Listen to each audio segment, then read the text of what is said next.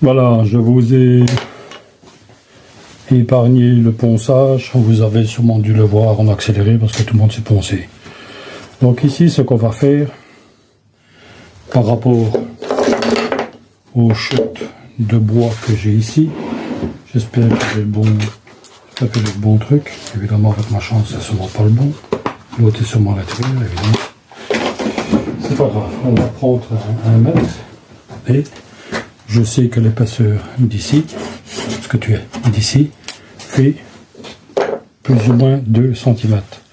Donc ce qu'on va faire, on va essayer de trouver un beau morceau de bois, un papillon, tu vois, un papillon, pour en mettre un ici et peut-être mettre même un deuxième en dessous, de façon à pouvoir, comment est-ce que je veux dire, ouais, de façon à pouvoir consolider la fissure qui est ici, même si je dois mettre 2 épaisseurs.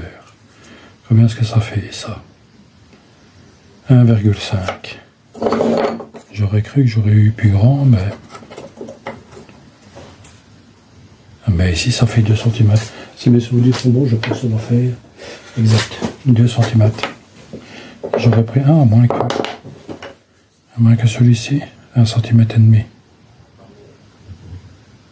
Ouais, à la rigueur, oui. Voilà, un comme ça. Et peut-être un... Bon, alors il faut que j'en refasse. On va regarder ça. Hein? Mais il y a un taux d'humidité impensable. Ben voilà. Donc dans les chutes, par rapport aux tranches de bois comme il y a comme ceci, j'ai récupéré beaucoup de chutes et j'ai des 2,5, c'est celui-ci je crois, et j'ai des 2 cm. Donc je crois que je vais prendre celui de 2 cm et demi, même si je dois le couper après. Donc on va dessiner la forme de 2 papillons et je reviens après vers toi au ballon, on partage ça ensemble.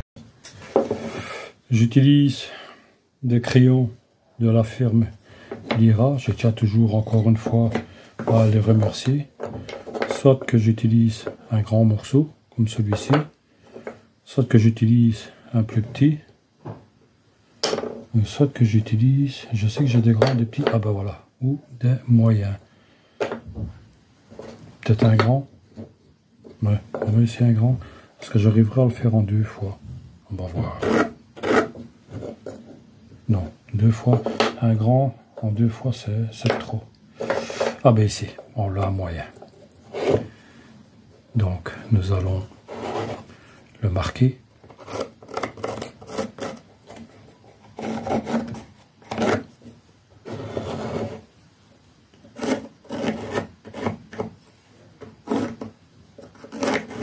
Une fois, et on va se baser sur la ligne.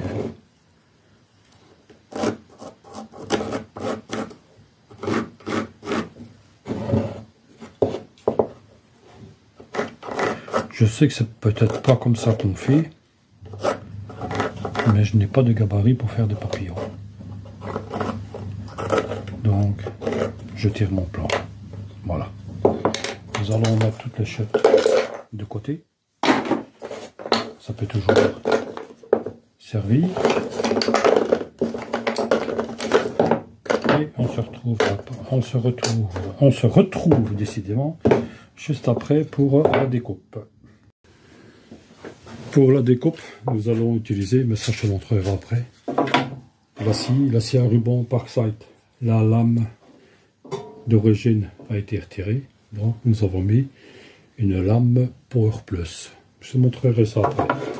Donc, la hauteur, elle est réglée, ça passe. On va essayer de faire ça proprement. Allez, on y va.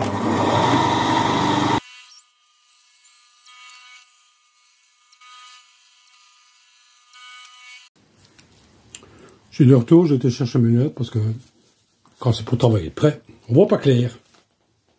Allez, on y va.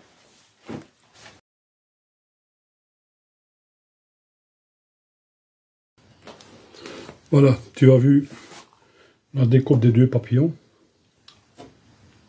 1, 2, je sais qu'ils sont gros, mais on fera avec. Je t'avais dit que j'allais utiliser l'acier à ruban Parkside. La lame a déjà été changée. Et je t'avais déjà expliqué dans des vidéos précédentes que je me fournissais chez Hubo pour pouvoir trouver des lames de scie à ruban. Il y a, je crois qu'il y a 1 cm de différence. On positionne ça et on regarde ça ensemble. Pour le positionner, nous allons toujours utiliser un crayon. Je sais que c'est trop gros, ça je le sais. À la rigueur, je peux passer à travers tout. Pardon, je peux passer à travers tout et nous allons le mettre comme ceci. Ou comme ça, ou comme ça. Non, je crois qu'on va travailler droit. Oui, c'est peut-être, il y a peut-être un petit défaut ici, mais autrement, dans l'ensemble, j'ai pas trop à me plaindre. Mais on va faire ça, comme ça. On va le marquer. 1.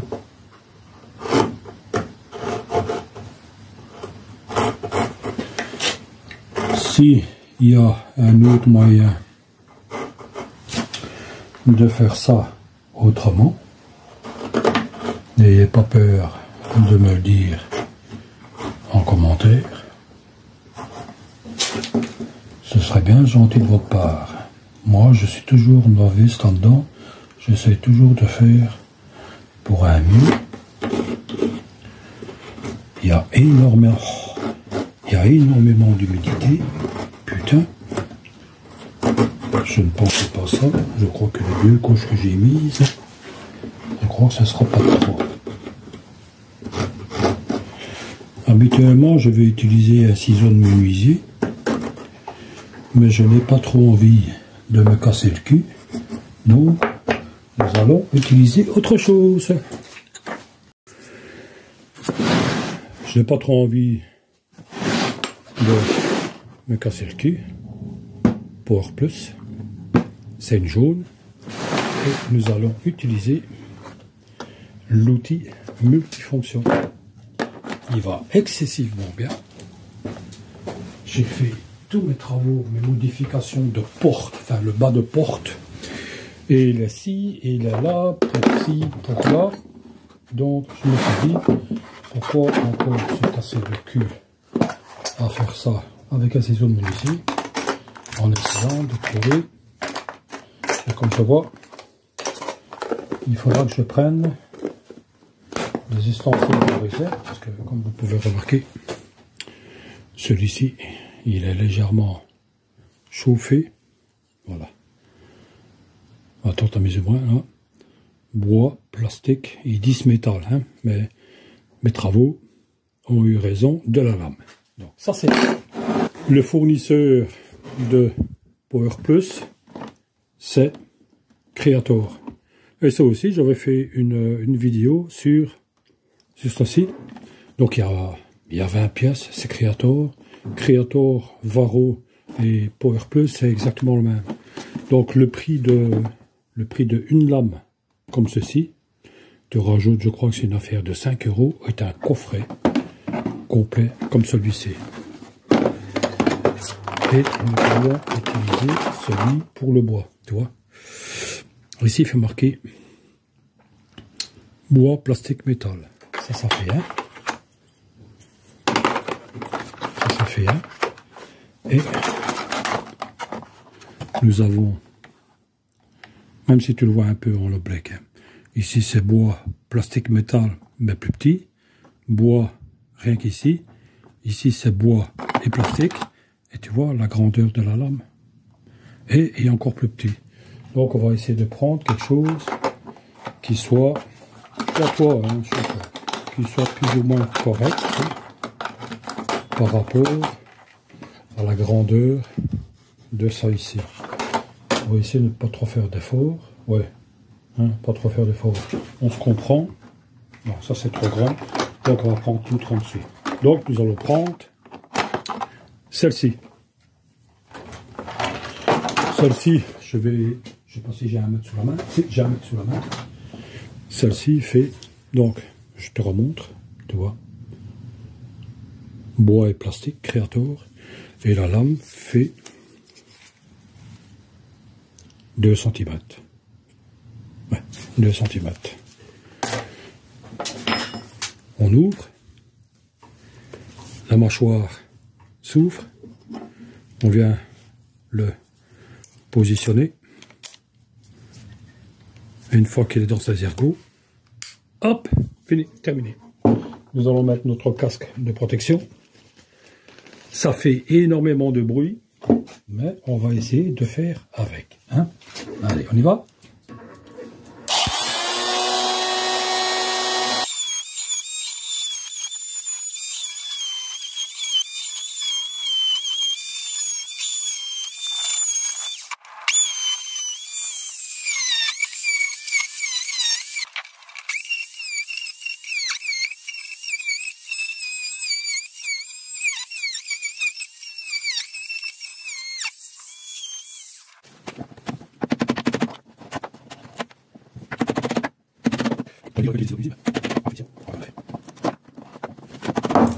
Ah, évidemment, il a pété. Bordel.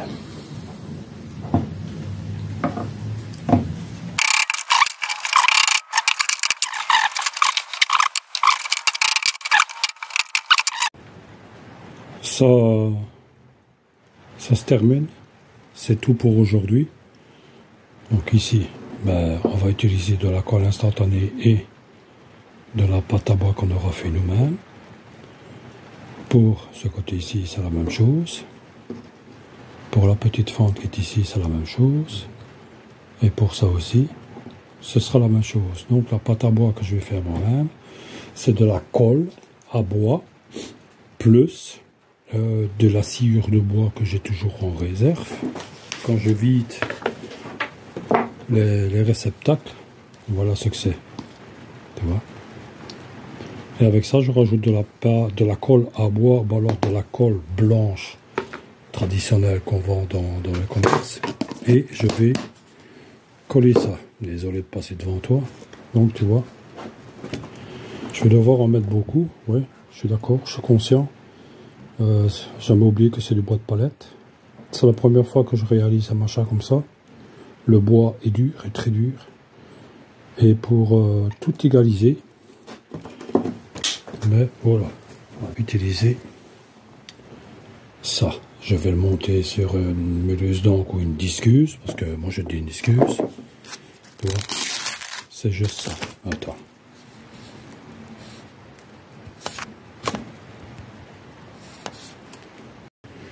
Donc, je t'ai dézoomé. Donc voilà ce que nous allons utiliser. Ceci. Avec ceci. Je sais que c'est pas tout à fait droit. Ici, un léger renfoncement. Mais dans l'ensemble, ça va. Et c'est le genre de disque, tu vois. Il y a du 60, du 120, 180, 180, 180, 240, 320, du 60, 60, 60. La majorité du temps, c'est du 60. Hein. Donc, on va utiliser ça pour pouvoir enlever le surplus qui est ici. Je peux t'assurer que ça fonctionne très bien. Donc, pour la colle instantanée, je te montrerai aussi celle que j'ai achetée. Tu vois, il faudra absolument rectifier ici aussi parce que il y a une grosse différence. Donc on va coller ici et là, on va tout mettre en joint, en serre-joint, en serrage, décidément, putain. Et avec les chutes qui sont ici, on va essayer de combler le trou avec de la sciure. C'est peut-être pas comme ça qu'on fait. Si tu as un autre moyen, n'oublie pas de me le dire. Je vais te laisser. Je vais retirer ça parce que j'ai... Oh la vache. Ah ben, il pleut. C'est la logique qu'on est en Belgique. Quel connard. Je vais rentrer. Ah mais tu ne verras pas. Il est 10h moins 5. C'est le 14 février. C'est la fête... J'aime pas dire ça, mais c'est la fête des amoureux. Hein. Moi, c'est tous les jours la fête à la maison. Ouh, la fête à la maison. Ouh, putain, celle-là, elle vient de loin. Hein. T'as été le chercher, ça. Hein. Comme ça, je te vois un peu mieux. T'as été le chercher. Non, tous les jours, j'ai pas besoin d'attendre que ça soit la Saint-Valentin pour offrir quelque chose à ma femme. Moi, je suis comme ça. Donc, nous sommes le 14 février. La phase cachée du micro-ondes se termine très doucement. Un peu plus compliqué que prévu parce que, hein. Mais dans l'ensemble, je peux être fier de moi. Donc, dans la plaque, il restera encore à faire des trous. Quelques trous d'aération pour le micro-ondes. Que je ferai avec, tu vois, le machin qui est là, la défonceuse. Dans l'ensemble, je suis content.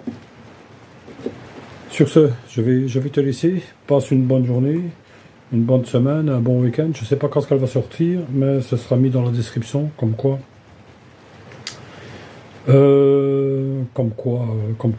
je sais plus ce que j'allais dire. Comme quoi, nous sommes le 14 février, d'accord? Et je te mettrai aussi en lien la description de l'outil multifonction et du coffret Creator qui est ici. Allez, à la prochaine!